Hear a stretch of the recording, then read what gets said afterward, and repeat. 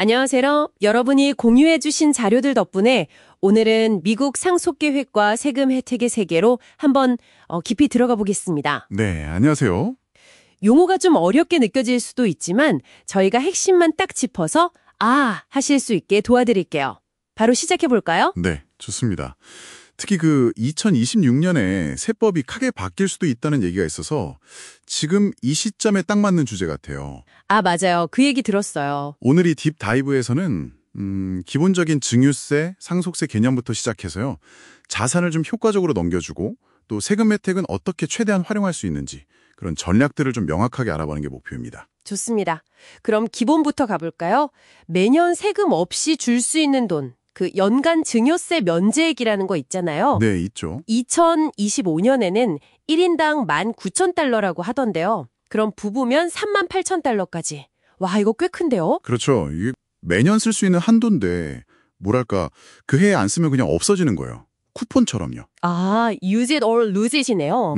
그럼 더 큰 그림으로 보면요. 평생 쓸 수 있는 공제액도 있다면서요? 네, 맞아요. 평생 증여 및 상속세 통합 공제액이라고 하는데요. 2025년 기준으로는 개인당 1,399만 달러. 엄청나게 높죠? 와, 1,399만 달러요? 네. 근데 이게 핵심인데 바로 2026년에 소위 일몰 조항이 적용될 수 있다는 거예요. 일몰 조항이요. 그게 뭔가요? 그러니까 별도 법 개정이 없으면요. 지금 이 높은 공제액이 2026년 1월 1일부터 확 줄어들 수 있다는 거죠. 아마 인플레이션 감안해도 한 600만 달러 수준 그 정도로요. 와, 거의 절반 이상 줄어드는 거네요? 그럼 시간이 얼마 안 남은 거네요? 그렇죠. 그래서 계획을 서둘러야 할 수도 있다는 거고요. 그리고 이 통합공제라는 의미를 잘 알아야 하는데요. 통합공제? 그건 또 뭐죠? 살아있을 때 증여를 많이 하면 그만큼 나중에 상속할 때 쓸 수 있는 공제 한도가 줄어든다는 뜻이에요. 아하, 그러니까 평생 쓸 수 있는 한도를 미리 당겨 쓰는 거군요. 네, 정확합니다. 하나의 큰 바구니에서 미리 꺼내 쓰는 셈이죠. 그리고 연방세 말고 매사추세츠 같은 몇몇 주에서는 또 주 자체에 상속세나 유산세가 있을 수 있다는 것도 기억해야 하고요. 복잡하네요. 그럼 자산을 살아있을 때 주는 거랑 돌아가신 후에 상속으로 남기는 거랑 세금에서 큰 차이가 있다고 들었어요. 세무상 취득가액, 베이시스 때문이라던데요. 네, 바로 그거예요. 이게 정말 중요한 포인트거든요. 살아있을 때 증여를 받으면 그 자산의 취득가액은 증여해준 사람의 원래 취득가액을 따라가요. 이걸 승계 취득가액, 캐리오버 베이시스라고 하죠. 승계 취득가액? 예를 들어 주실 수 있나요? 그럼요. 만약에 부모님이 1만 달러에 산 주식이 있었는데 이게 5만 달러가 됐을 때 여러분께 증여했다고 쳐요. 그럼 여러분의 취득가액은 1만 달러가 되는 거예요. 그럼 나중에 제가 그 주식을 팔면, 예를 들어 6만 달러에 팔면? 네, 그러면 6만 달러에서 취득가액 1만 달러를 뺀 5만 달러에 대해서 양도소득세를 내야 할 수도 있는 거죠. 와, 세금 부담이 꽤 크겠네요. 그럼 상속은 다른가요? 네, 상속은 달라요. 대부분의 경우에 상속받는 자산은 취득가액 상승 혜택을 받아요. 취득가액 상승이요? 네, 돌아가신 분의 사망 시점에 시장 가치가 상속인의 새로운 취득가액이 되는 거예요. 아까 그 예로 다시 보면 부모님이 돌아가셨을 때 그 주식 가치가 10만 달러였다면 여러분의 취득가액은 10만 달러가 되는 거죠. 오, 그럼 제가 그걸 바로 10만 달러에 팔면 양도세는 거의 없는 거네요? 그렇죠. 이론상으로는 양도 차익이 0이니까요. 이게 엄청난 세금 혜택인데 반대로 보면 사람들이 자산을 안 팔고 계속 가지고 있게 만드는 자산 동결조과 비판도 있긴 합니다. 와, 진짜 증여냐 상속이냐에 따라 세금 차이가 어마어마하네요. 미리 증여하면 상속재산은 줄지만 받은 사람이 나중에 세금 더 낼 수도 있고 상속으로 받으면 당장은 양도세 부담이 적지만 그게 상속세 계산에는 포함될 수 있고 머리 아픈데? 맞아요. 그래서 어떤 자산을 언제, 누구에게 어떻게 넘길지 정말 신중하게 전략을 짜야 해요. 이 베이시스 규칙이 핵심 고려사항이죠. 그럼 이런 복잡한 걸 관리하고 세금 혜택도 좀 챙기려면 어떤 도구들을 쓸 수 있을까요? 신탁, 트러스트 얘기를 많이 하던데요. 네, 신탁이 아주 대표적인 도구죠. 근데 신탁도 종류가 있어요. 먼저 취소 가능 생전 신탁, Revocable Living Trust라는 게 있는데요. 취소 가능? 말 그대로 취소할 수 있다는 건가요? 네, 이건 주로 살아있을 때 자산 관리를 좀 편하게 하고 또 사후에 법원의 복잡한 검인 절차, 프로베이트를 피하려고 많이 써요. 프로베이트가 시간도 오래 걸리고 비용도 들고 또 재산 내역이 공개될 수도 있거든요. 아, 프로베이트 피하는 게 중요하군요. 그렇죠.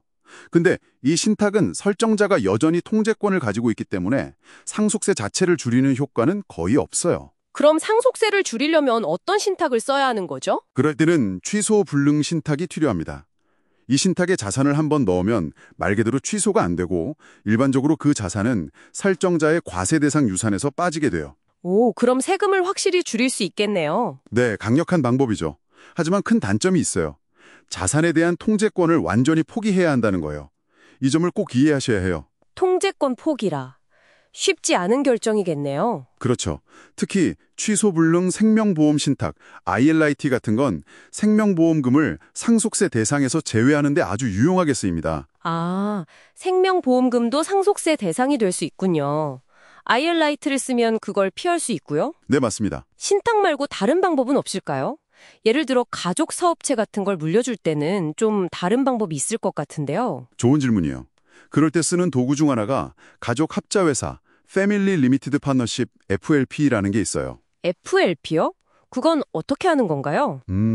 부모님이 자산을 FLP라는 회사에 넣고 본인들은 운영을 책임지는 업무집행조합원 GP가 되고 자녀들에게는 의결권이 제한된 유한책임조합원 LP 지분을 증여하는 방식이에요. 아, 회사 지분을 주는 거군요. 근데 이게 왜 세금 혜택이 있죠? 여기서 핵심은 가치평가 할인, Valuation Discount라는 개념이에요. 가치평가 할인? 좀 더 쉽게 설명해 주실 수 있나요? 네. 자녀들이 받는 LP 지분은 보통 회사 운영에 대한 통제권이 없고 시장에서 쉽게 팔 수도 없잖아요. 비상장 회사 지분처럼요. 그렇죠. 아무래도 바로 현금화하기는 어렵겠죠. 네. 그래서 국세청 IRS에서도 이런 점을 감안해서 그 지분의 가치를 실제 자산 가치보다 좀 낮게, 즉 할인해서 평가해 줄 수 있다는 거예요. 예를 들어 30% 할인을 받는다 치면 10만 달러 가치에 해당하는 지분을 증여해도 증여세 계산할 때는 7만 달러로 신고할 수 있는 거죠. 와, 그러면 같은 평생 공제액으로 더 많은 실제 가치를 넘겨줄 수 있는 거네요? 맞습니다. 이게 FLP의 가장 큰 매력 중 하나죠. 오, 이거 정말 괜찮은 방법 같은데요. 근데 뭔가 주의할 점도 있을 것 같아요. 너무 좋아 보이면 꼭 함정이 있던데. 하하, 맞아요. 역시 예리하시네요. FLP는 반드시 합법적인 사업 목적이 있어야 해요. 단순히 세금 피하려고 만든 걸로 보이면 안 되거든요. 아, 사업 목적이요. 그냥 재산 넣어두는 것만으로는 안 되는군요. 네. 그리고 서류상으로만 회사를 만드는 게 아니라 실제로 운영 규정도 잘 지키고 회의록도 남기고 제대로 운영해야 해요. IRS가 굉장히 까다롭게 보기 때문에 어설프게 했다가는 할인은커녕 문제가 생길 수 있어요. 그래서 전문가 도움이 필수적입니다. 그렇군요. 역시 쉬운 건 없네요. 자, 오늘 정말 많은 정보를 다뤘습니다. 이 모든 게 결국 여러분께 어떤 의미가 있을까요? 네. 제가 생각하는 핵심은 이거 같아요. 상속 계획은 나중에 하지 뭐가 아니라 지금 당장 시작해야 한다는 거예요. 특히 그 2026년 세법 변경 가능성, 이걸 생각하면 더더욱 그렇죠? 지금의 높은 공제액을 활용할 수 있는 기회의 창이 어쩌면 점점 닫히고 있는 걸지도 모르니까요. 정말 중요한 말씀입니다. 그리고 마지막으로 여러분께 한번 생각해 볼 질문을 던져드리고 싶어요. 이 모든 복잡한 세금 전략이나 숫자들 너머에 있는 건 결국 여러분의 소중한 재산을 어떻게 여러분의 가치관이나 가족의 미래 목표와 연결시킬 것인가 하는 문제거든요. 아, 가치관과 목표요? 네. 오늘 이야기 나눈 취득가액 상승 혜택이라든지 여러 신탁들, 또 FLP 같은 도구들이 단순히 세금 몇 푼 아끼는 걸 넘어서요. 여러분이 진짜 중요하게 생각하는 것들 있잖아요. 예를 들어 자녀들에게 정말 공평하게 나눠주고 싶다거나 아니면 내가 중요하게 생각하는 어떤 자선단체에 기부를 하고 싶다거나 그런 구체적인 목표를 이루는데 이 도구들을 어떻게 활용할 수 있을지 한번 깊이 고민해 보시면 좋겠습니다. 정말 좋은 마무리 말씀이네요. 단순히 세금 문제가 아니라 내 삶의 가치를 다음 세대에 어떻게 전달할 것인가의 문제군요. 그렇죠. 그리고 다시 한번 강조하지만 이건 정말 개인별 상황에 따라 답이 다 다르기 때문에 꼭 여러분의 상황을 잘 아는 전문가와 상담하시기를 강력히 권해드립니다.